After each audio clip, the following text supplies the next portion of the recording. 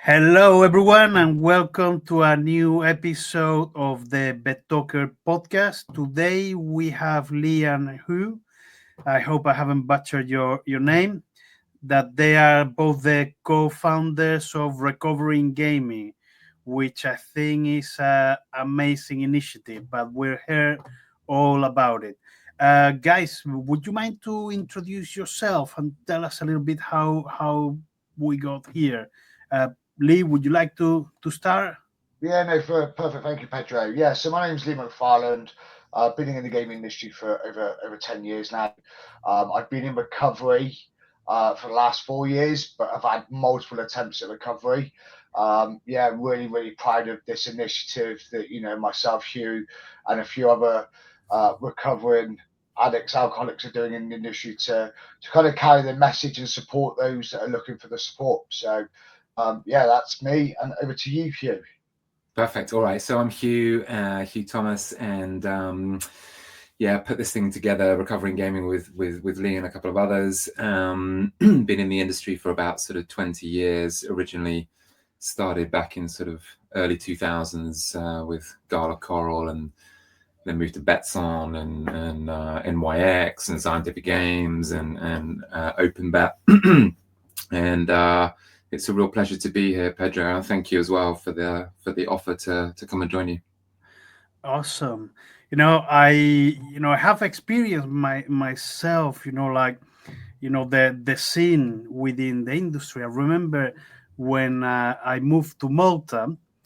I was head of operations for a company, and I could see people that they were going and they were giving money to one of my employees, and my employee was giving stuff, and I asked a team manager, okay, are those guys dealing here at work? I said, and they say, oh yeah, we have two dealers. I say, okay, why are we not doing anything? I say, oh, because you just see the senior manager coming and going, and everyone, so I went to one of the guys, because I was feeling a bit, I'm not judgmental, a bit like everybody can do, we're all adults, everybody can do whatever they want, but I just feel like during working hours, that's not cool, and I went to one of them and I said, hi, I've seen, and are you selling drugs? I said, yeah, what do you want? And I was, oh fuck, you just ask the person, and the straight away they ask you, what do you want to buy? And it's like, okay, you're supposed to say, oh, no, I'm not doing anything. I was expecting completely a different thing. I said, look, man, and I don't feel comfortable you doing this, and say, oh, I earn more money than you. I don't need this job, yada yada yada.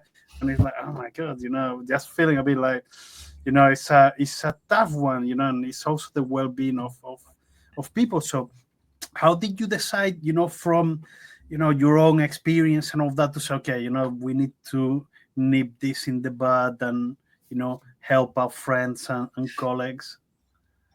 Yeah, it's a good question, and I'll go first, but Lee is a huge part of this too, so he can chip in too. But so I've been sober and clean for about 11 years now, and by the way, I think it's fair to say that this industry is no different really to lots of other industries, right? And so I don't want to, our focus is not on shining a light on all the bad stuff that this industry is all about, and this industry has been very kind to me. And I think if you look across the music industry, the entertainment industry, the film industry, the whatever industry, sports industry as well, there's the world has an alcohol and drug challenge, right? And I think what sprung to mind for me in the sort of genesis of the idea around recovering gaming was really, I saw a couple of industry-specific recovery groups, right, which were,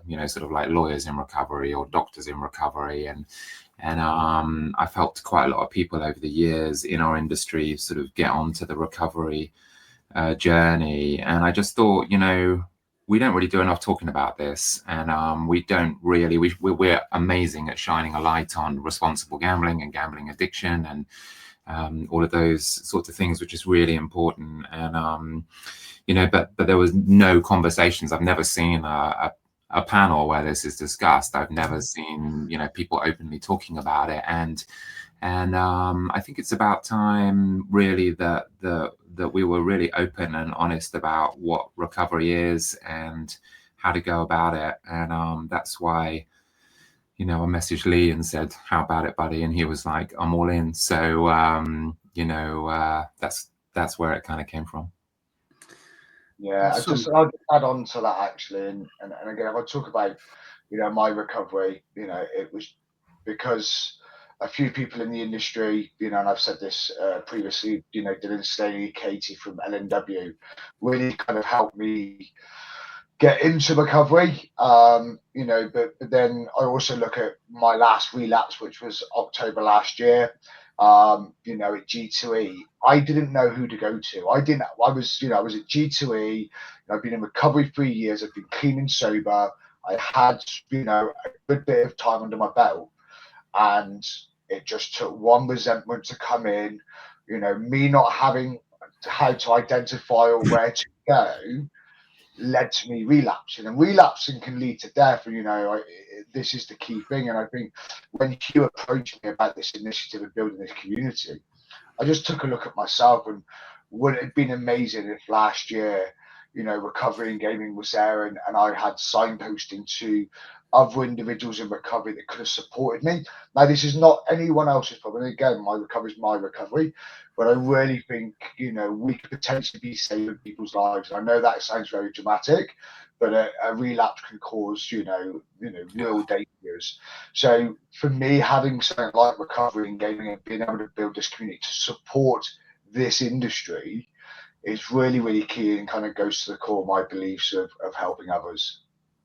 Yeah, I agree with that too. And I think as Lee was talking there, I was thinking back to 2014, all right, which is the year I got sort of clean and sober. I was actually at G2E in Vegas that year, and I was a couple of months clean and sober, and I can remember I think on the first night everyone was going out, and quite rightly, and ready to party and paint the town red.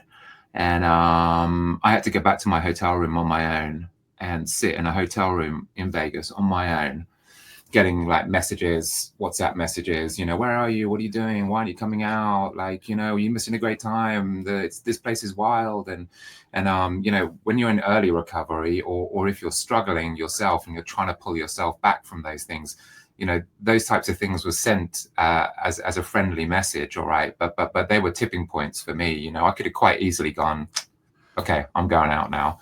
And so really, as Lee says, what we're hoping with recovery and gaming is, not only the actual recovery itself aspect, but we can be a community and we can meet up, and we can also have a great time and have dinners and all the rest of it. So it's just providing that little safe space for people who have been in that situation that I've just described, and Lee described so well too.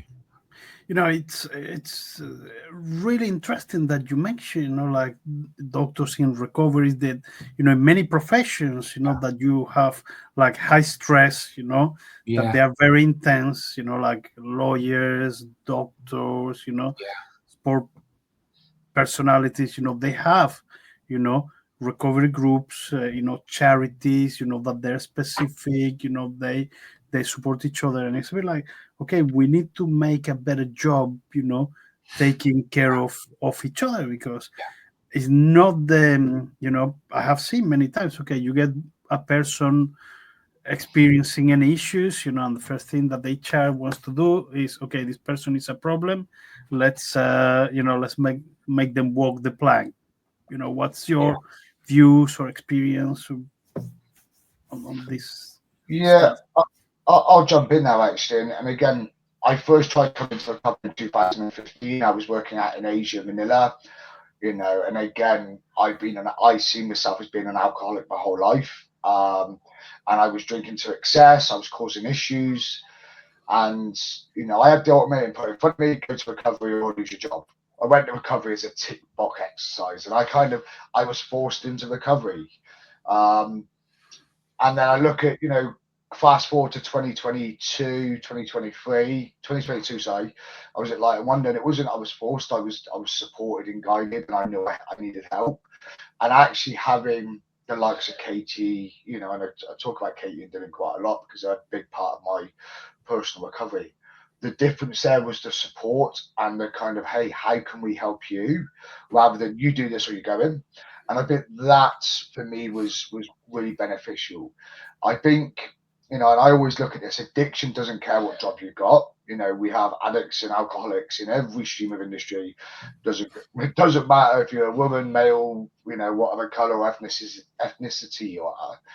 It's something, you know, that happens. And I do define alcoholism as an illness and addiction as an illness.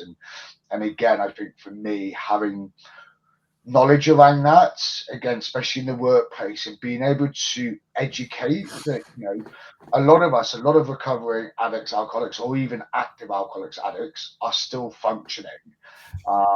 So I think there's an education piece that actually the support and the type of support that's out there, you know, for me, I've never been to rehab. Some people have, that works for them. And every person's recovery is different. So it's not a one size fits all. So again, there's a good education piece around that. And actually having people, the saying is only an addict can help an addict, only an alcoholic can help an alcoholic, because we understand. And, you know, that's what myself, Huw, and the other co-founders of Recovery and Gaming are looking to bring to this industry, you know, bring that experience and support. And it comes from a place of experience. Okay, and what sort of plans do you have? Like, you know, I don't know, like peer support, get funding, and get a clinic going, or I don't know, like create groups. Do you have any idea on how do you want to develop, you know, recovering gambling?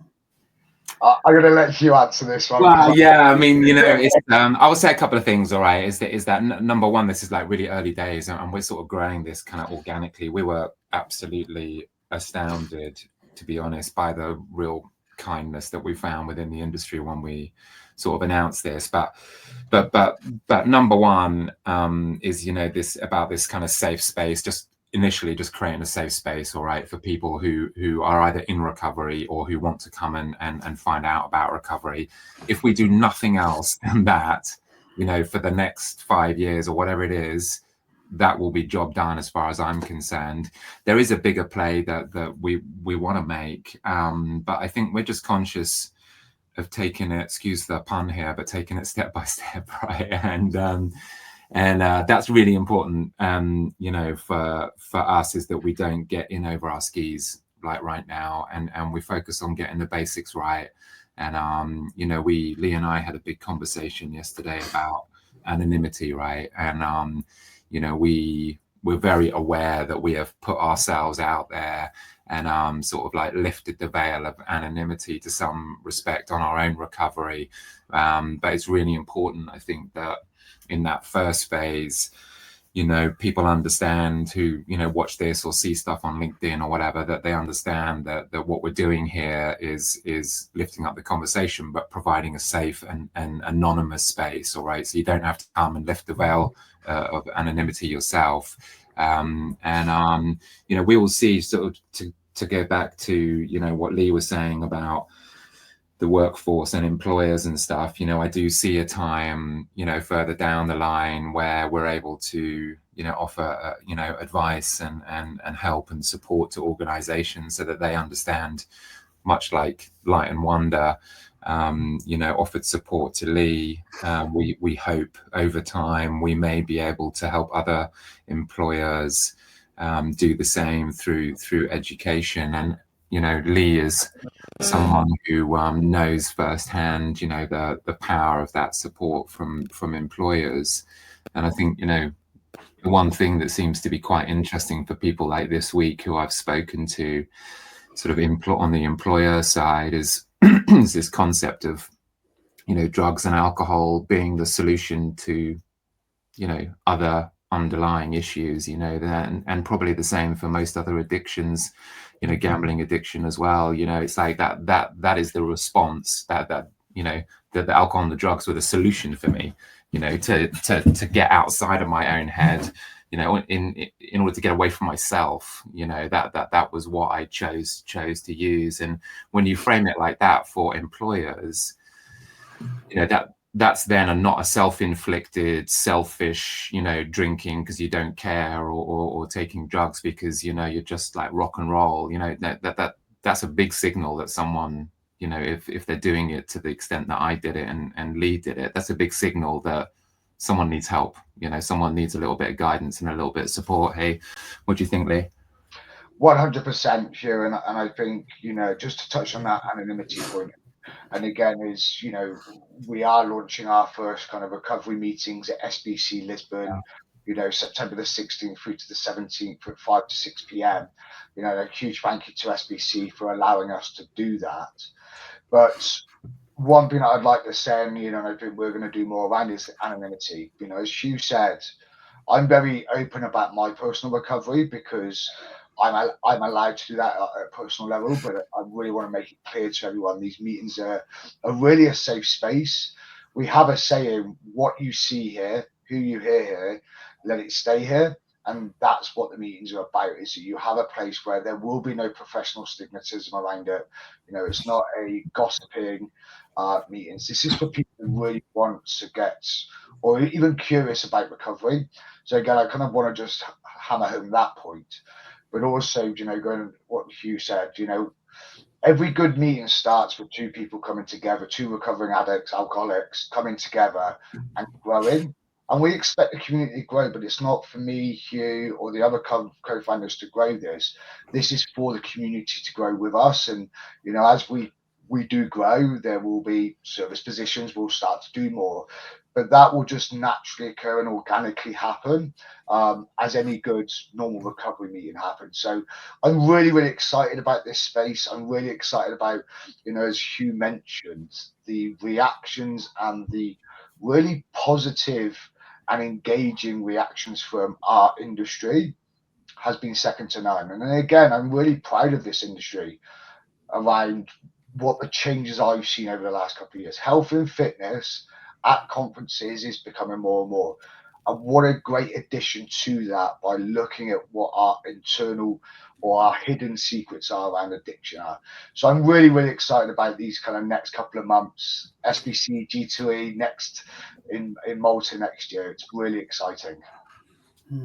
I mean, it's something that Hugh said that, you know, I find, like, you know, quite interesting. It's a little bit like, you know, sometimes you don't have options. Okay, you're going to Las Vegas to a conference, and then, you know, okay, you know, if I go out, it's going to be carnage, or what do I do? I stay in my room. Is there nothing a bit in the middle? Okay, you know, can we just go for dinner, you know, or can we just, you know, go and see like some sports, or do some stuff? Feels a bit like, you know, not many options. You know what Lee was saying, you know, that we've seen a change. You know, we go like, okay, there's a conference, and, you know, whatever rogue your boat, you can go to the party, or you can go for the run and the ice bath, or you can do both. And I think this sort of, you know, more options, you know, it's it's a great development. I think so too. Yeah, I think so. I mean, you know, Lee's been doing this boxing thing for a while, right? Which is awesome, and doing it again in SBC as well, which is, you know, fantastic. I think, you know, you sort of point to something which is quite interesting, or sort of got my mind thinking a little bit, is, you know, what's been really important in my recovery journey has actually been this fellowship angle, right? And we talk about like 12-step groups being fellowships, and, you know, I think when we're in Vegas or when we're in Lisbon, and Lee does it a little bit through the boxing too now, is, you know, there are 10,000 people there, all right, but there are small little groups of people that get together around certain activities or whatever, and I think that fellowship in recovery, you know, when you're frightened and you're scared and you're you know, worried and you're anxious and all of these sorts of things, right? to be around a group of people who've been through all of that sort of stuff at events, all right, have taken those late night calls at 2 a.m. from someone who's got a big bag of gear and is ready to like let you into a VIP event or whatever it is. We've all been there, and Lee's been there, I've been there, and when we're all together, we can help those people who are new to recovery. And so I think it is about, like you say, these sort of like special interest groups or whatever you want to call them, but it's the fellowship around those that is the most important for me.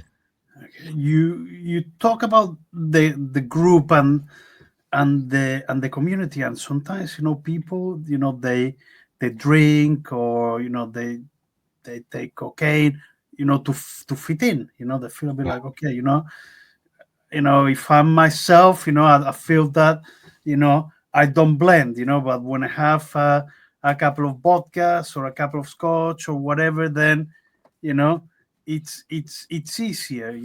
uh, how can we sort of facilitate this sort of, because it's tough. I've been in a lot of conference, and you're like, oh fuck, I have to introduce myself to a lot of people, to do a bit small talk. I need to sell some stuff, or I need to get donations for the charity, you know and some people, they're not very nice sometimes, and it can be quite tough, so sometimes you say, okay, so a beer may help, or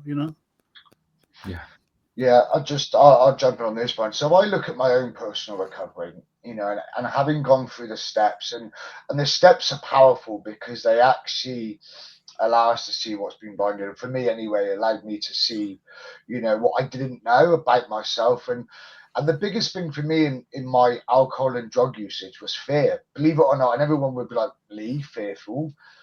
It's internal fear. That's fear of speaking in front of groups. Looking at my peers in the industry and thinking, oh, I'm not as good as them.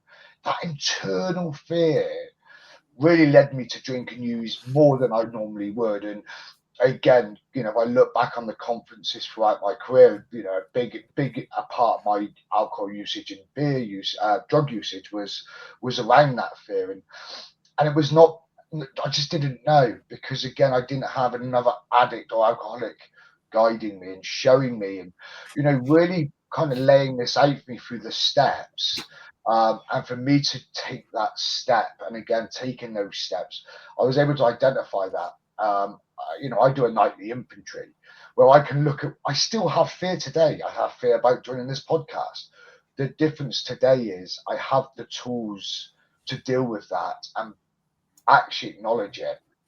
And I think that's what, for me, is a big part of recovery is, guiding, supporting, and as Hugh said, around that kind of fellowship, that unity, knowing that I'm not alone, that I'm not the only one that feels that. There's so many people that do. And actually being able to have an open and honest conversation in a group around that actually takes the weight and actually the value of that fear. I actually let go of it. And so for me, as part of recovery and gaming, as we do these meetings, we'll help those newcomers identify and take them through the steps, and build this process around that, which I really think is going to help a lot of people really get to the crux of why they are using alcohol or drugs in the way that they're using them. How does the 12th step work for people that they don't know? Because you get this sort of thing, okay, the higher power feels a bit like religious, or a bit like people may think, oh, this may be a bit like a sect, or something a bit, but could you, for people that may say, oh, I thought about it a few times, but I'm a bit apprehensive to go there, may feel a bit like a cult or something. I'm going to say one thing: don't overthink it. Don't worry about it. Let someone guide you. And again, I had those feelings when I first come into recovery. I was like, here we go, Bible bashers. They're going to talk about higher powers. I'm going to have to do all of this stuff.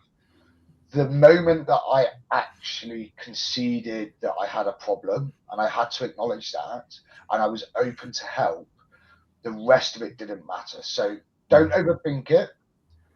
Just be open, again, you have to have this kind of acknowledgement that you want this help. You can never force someone into recovery. And the 12 steps are very, very simple. I had so much fear around it, but now that I've been through them a few times, they're amazing. I love them. And they're super simple. If we had about 8 hours of this podcast, I still couldn't get into the crux of the steps. They've been around since 1938. They're tried and tested. They've helped millions and millions of people recover. So the proof's in the data. This stuff works if you work it. Huw, I'll let you. Yeah, exactly. I was just going to say, I mean, that it was a great intro by Lee on the 12 steps. It is a big topic, right? And I think it's important, Pedro, that people understand that the only requirement, right, for recovery is that you have a desire to stop drinking or drug taking. You don't even have to be clean and sober to come to a meeting. You don't even need to have a long length of sobriety or whatever. It's just a desire. If you have an internal desire that you recognize that enough is enough, and that's kind of what happened to me 11 years ago. I just fell to my knees, I burst into tears, and I put my hand up and I said, I cannot do this anymore. I literally cannot get through another day like this. And that was the moment of sort of surrender for me, if you like. And it's quite funny with surrender, because we're taught throughout life that surrender is especially Lee, who's had a career in the military, right? Surrender is the last option, right? And we have this drilled into us all the time. Don't surrender. Whatever you do, don't give up. Keep fighting, and all the rest of it. When in actual fact, the entry into recovery is actually about waving the white flag and saying, okay, I'm done. And when it comes to the whole God thing, I went to my first AA meeting, and I said to this guy at this meeting who'd been in recovery for like 20 years, I looked at the 12 steps and I saw the word God, and I pointed at it and I was like, what's all this shit about God? And this looks like shit to me. And he put his arm around me and he said, jump in, mate, the water's warm. And I'll always remember that, right? Because whenever I have this conversation about God and whatever, the point is, don't sit on the edge of the swimming pool, right? Just sort of like dipping your toe in and thinking, oh my God, it's too cold, it's too cold. Jump in, right? Because after a very short amount of time, my experience and people that I've helped along the way is that the water is extremely warm, and it's like a bath in there when you get in, and you'll find people who can help you sort of swim there, and so it's not a God of a religious angle. It's a God of your own understanding, which is really important. It could be the earth, it could be the planet, it could be, it could be your, father who's passed away, or whatever it is whatever you decide is a power greater than yourself. But it's a sort of tried and tested method that has worked very well for me. It's really interesting, because when you mention surrender, and all of this, I just thought, because you guys know that I'm doing research on psychedelics, my PhD and all that, and it's something that they always talk on, when there's a retreat and all that this is surrendering is okay. Yeah. You give up, but this is not like a rendition. You give up to your destiny or whatever it happened, or the fear, and say, okay, when you are in the army, surrendering sometimes is not to go to the enemy and say, okay, we're afraid. It's just say, okay, if I die, I die, and I'm not afraid anymore. The same with, okay, so I have, ghosts, haunting me, or skeletons in the closet, but you know what? I'm not going to be afraid anymore of this, and I'm going to face them. And it's also, this sort of, I think Bill Wilson, is the guy that did the 12 step. He did a lot of psychedelics. So all this happened, right?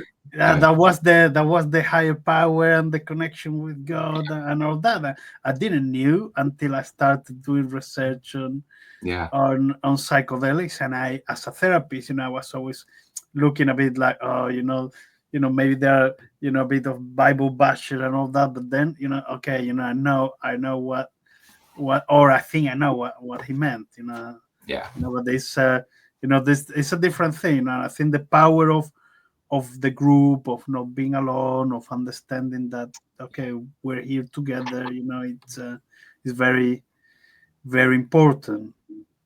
It really Um, you also talk a little bit about the anonymity. Why anonymity is important.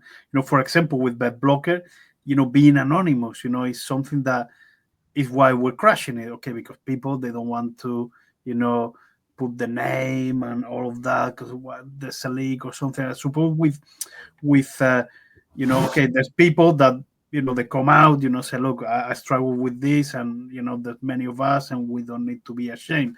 But for people, that maybe they're vulnerable, maybe they know how people, they know they are going to to react, or even colleagues at work and all of that, it's important, like not to over, maybe not to overshare, maybe you post something and say, oh yeah, I also have problems with substances and this, then yeah, maybe 3 days later is, uh-oh, what's going to happen, or what if I go to a meeting, and now my CEO is there too, like how are you planning to manage all these sort of uh, things? Because the industry is still very, very small. Probably if you go to, one of those recovering gambling meetings, you go to SBC or to, and you say, "Oh shit, I was not expecting to see this." mm, Yeah, just on that, I think the first thing to always remember is if people are in the room, they're in the room for a reason. So I think there is a similarities in for me, there is a fear around it. There is a stigma still attached to alcoholism and addiction. There is, that's, and I think if anyone is concerned around that anonymity, please reach out to myself individually or Huw. I can guarantee your anonymity with myself. So if you do want to talk about this stuff and you don't want to go to a meeting, you don't want to do it potentially in front of other peers in the industry, reach out. More than happy to have a one-on-one session. I know Huw and the rest of the co-founders of Recovery and Gaming to do the same. And 100%. again, trust is not earned overnight. We will build this trust, and again, myself, Huw, and the other co-founders of Recovery and Gaming are really, it's really important to us, anonymity, and making this a safe space.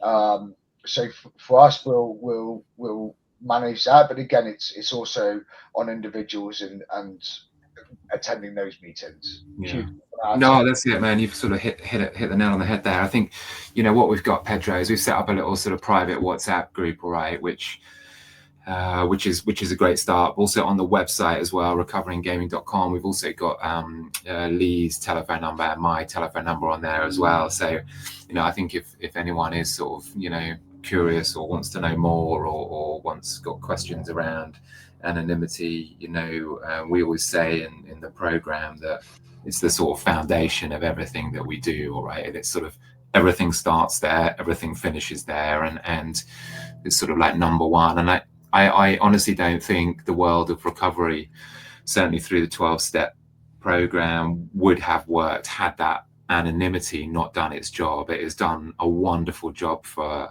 our sort of like global fellowship, whether it's Narcotics Anonymous or Gamblers Anonymous or whatever it is. That anonymity piece is just so important, and otherwise people won't walk through the door, right? And I think it sort of, it allows people to take that first step without the fear of someone somewhere saying something which they shouldn't. And yeah, foundation of what we're doing. Yeah, because I remember, because I used to work for an operator in Gibraltar, Right. and one of my colleagues, "Oh, Pedro, can I talk to you about something?" Oh, I have a friend who has a problem with gambling, yada yada yada. Okay, tell me about your friend. Okay, it's me. Uh, and I said, okay, why don't you go to a local, GA group? And I said, I went to a group, and there were like 3 people that I knew, and it was Yeah. a little bit awkward. I said, okay, maybe go, because the guys speak Spanish. Okay, go to Estepona or to Marbella.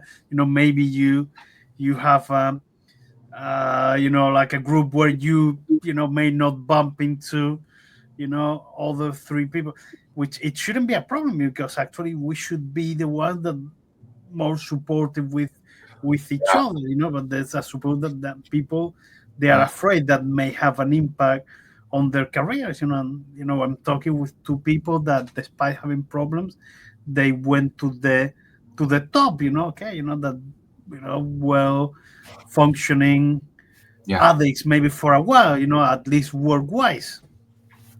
Yeah, for sure, man. I think, yeah, it's really interesting, this whole topic, and I think I've met people that in the rooms of recovery that I never knew were I've known them outside the rooms, and then I go into a room and they're there, and I think automatically what that does for me now is it makes me feel like I'm in the right place, and I know how frightening the sort of concept of having the veil of anonymity lifted is, but I think it's something that we mention at every meeting. It's like it's a core part of everything that we do, and I think the longer you're in recovery, even after a couple of months of recovery, that concept of anonymity and how important it is, and is really sort of drilled into you, rightly.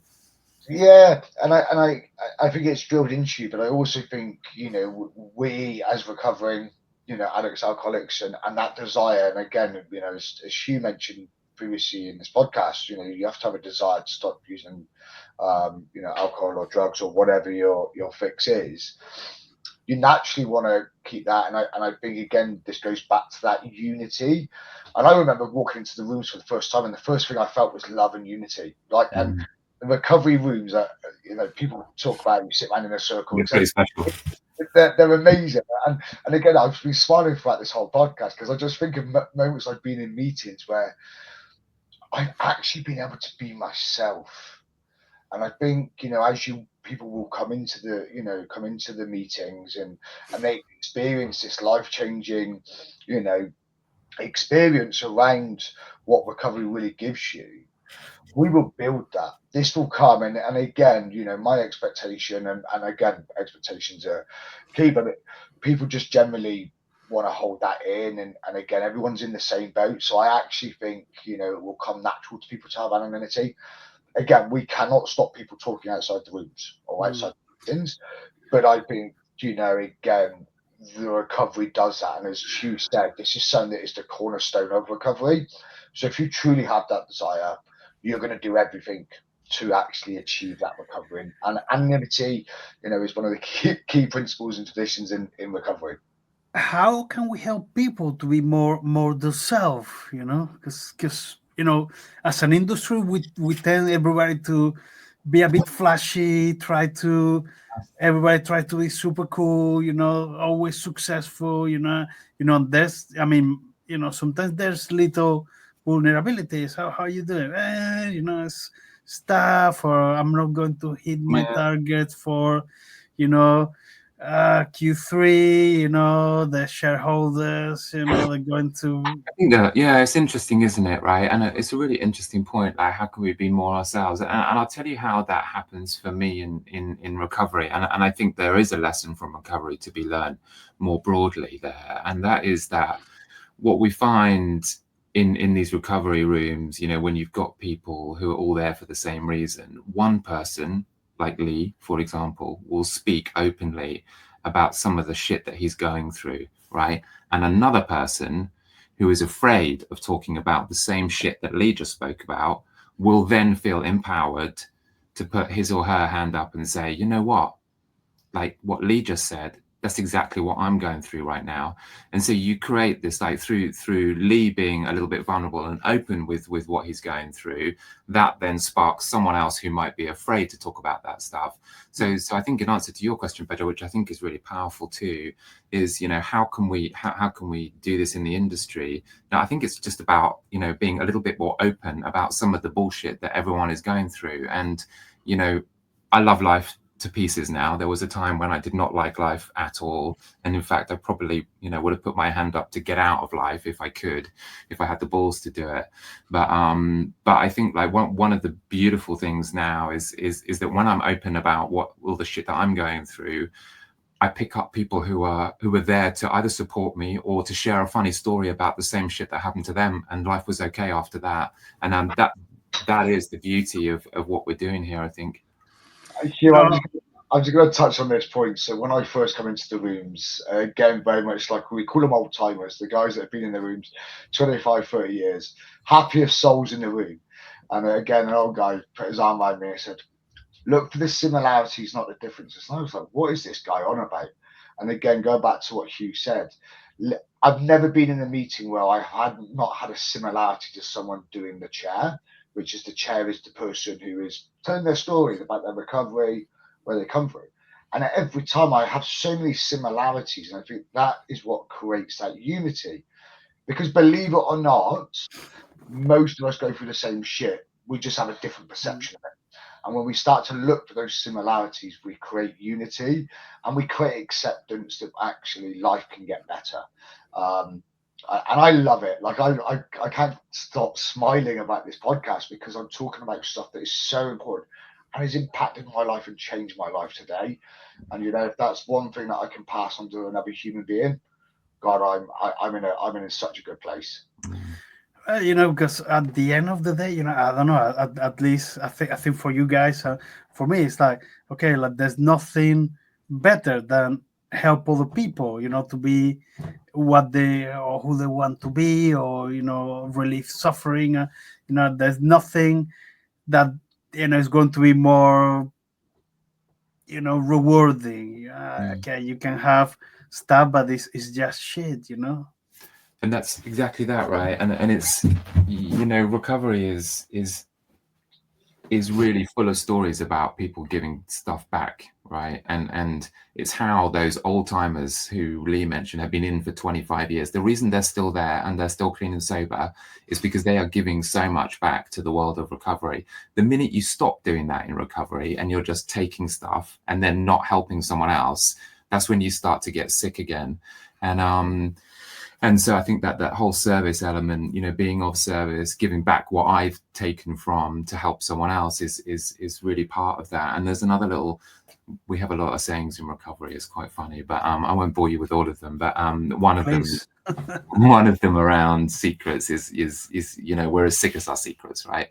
And going back to that little discussion we had 2 minutes ago around that sort of safe space, if you're holding stuff in, all right, about shit that's going on in your life, if you're holding stuff in about some of the bad behaviors that you've had while you've been on drugs or alcohol, this starts to eat away at you and it makes you sicker and sicker and sicker. And what you get through recovery is a chance to lay that out in the open, not only so that you can see it, but so that other people can learn from your openness and vulnerability too. And the whole thing is just a real magic sort of virtuous circle of sick people coming in, like me and Lee came into the program getting better and then helping the newcomers, and so it goes on. And that's the power of recovery. I wanted to ask you, about your general view on alcohol and drugs, because it's sometimes it's a bit I don't even have made my mind about it, because I was in safer gambling conference like a month ago.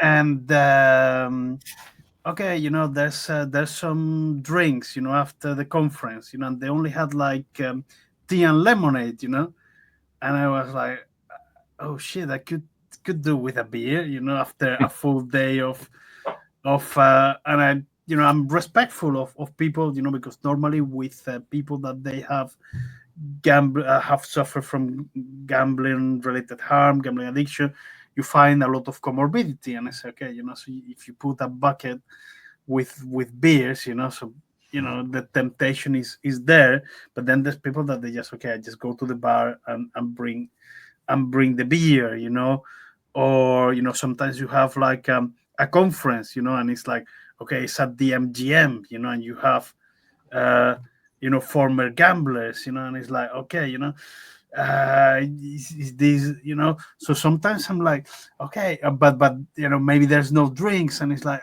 okay, this it doesn't, feels a bit, you know Yeah.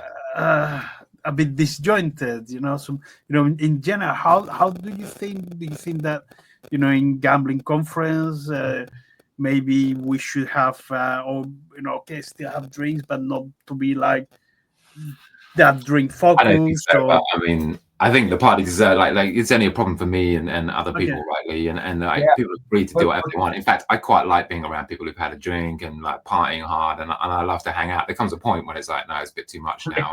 And but not definitely not anti-drugs, anti-drink, and all the rest of that. That's definitely not our position.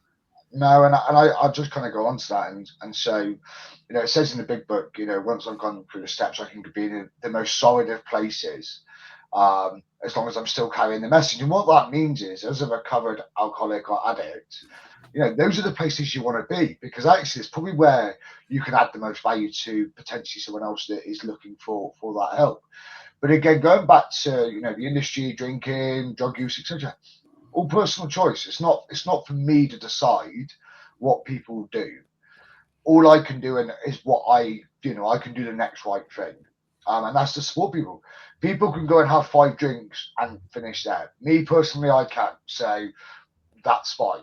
But I think again, it's down to personal choice, and most, I would say, the majority of people are sensible and responsible. I'm just not one of those people. When it comes to drink, let me just put drink and drugs. I'm definitely not. But again, I think it would be unfair for me to stipulate or say that because I've got a problem, no one else can have. The majority of people enjoy a drink responsibly and sensibly, and I think the industry does. And I've been to many drinks and dinners where it's been very, very fun and enjoyable, and there's been no issues. Generally, when I drink, there's normally an issue. Hmm.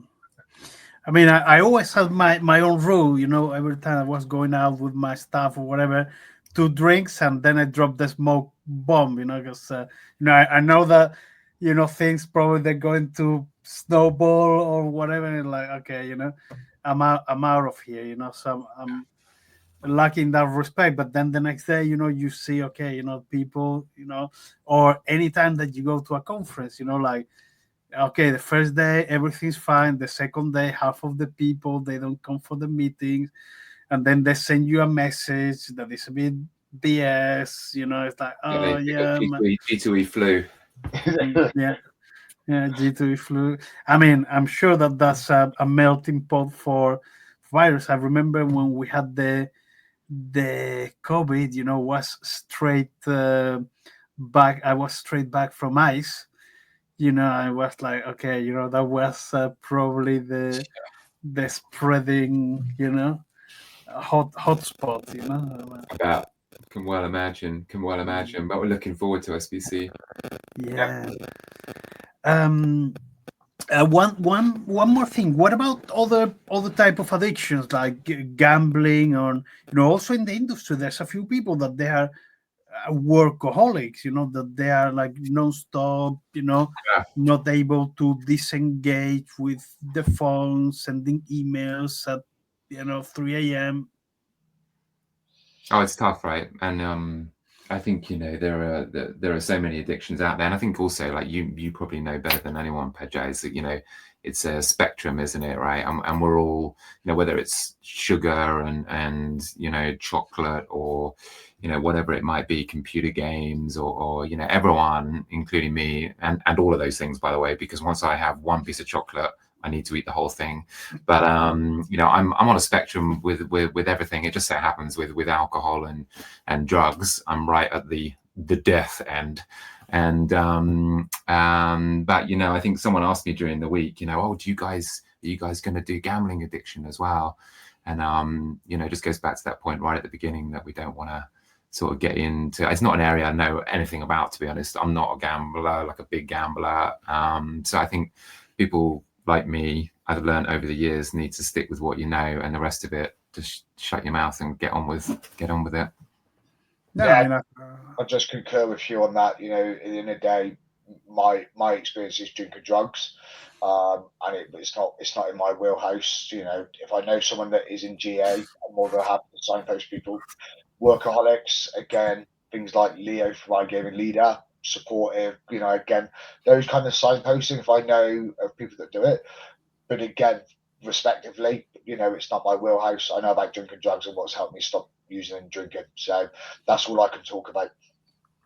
I mean, I think it's important also to have focus, because jack of all trades, master of none. Even if the underlying issue maybe the same, So that's the thing.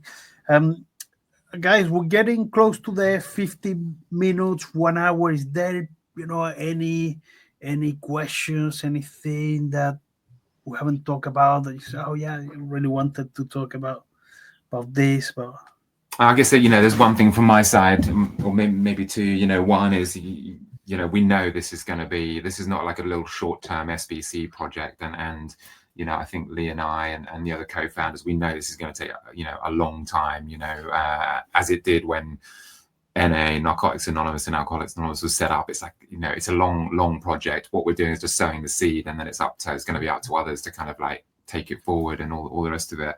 And then the only sort of closing thought I have is around, addiction, really thriving in silence. All right. So that's what addiction and alcoholism wants you to do, is to sit there in silence. Yeah. And slowly but surely your life kind of slips away. And I think what we find with recovery is that actually recovery thrives in connection, right? So, and that's what we hope to achieve out of all this. Yeah, and I think just for me on the kind of closing pieces, as I said, we're doing our first meetings at SBC. I'll be doing a chair meeting. If you are curious, or you do believe it, or you don't know, come along, chat to us. We're there for you. So anyone that's listening and you want to see what this is about, or you want to have a talk about your own recovery, or even your problems, around drink and drug use, come along. We're friendly faces. I might not look it, but I am quite friendly. But yeah, really looking forward to seeing everyone at SBC. And Pedro, thank you for taking the time and allowing us on your podcast. It's been really, really fun and insightful. So I really appreciate it. One last thing, so if I'm working in the industry, I see this podcast and I'm like, oh, I'm really struggling. How do I find you? How do I go to one of your meetings if I'm not going to a conference? Do you planning to have meetings in Malta or in Gibraltar or in London? Yeah, Lee and I spoke about this again yesterday. We've been brainstorming a lot on this one, and I think this first phase is to we've had a lot of people kind of reach out to us, which is amazing. And then we are going to be doing at some point some virtual meetings, all right? So maybe once a week or once every 2 weeks. What we need to do right now is if you're out there and you want to get in touch with us, there's lots of opportunities: WhatsApp, phone calls, you can email us, and all the details are on the website. But we will be having virtual meetings, and we'll go to G2E, we'll do the same sort of thing, and slowly but surely the community will build. And then we have these 12-step recovery meetings, which everyone is welcome to join if you have a desire to stop drinking or using. So wonderful. Thank you very much, guys. Amazing project, recovering in gambling. Thank you, guys. Thanks a lot, Pedro.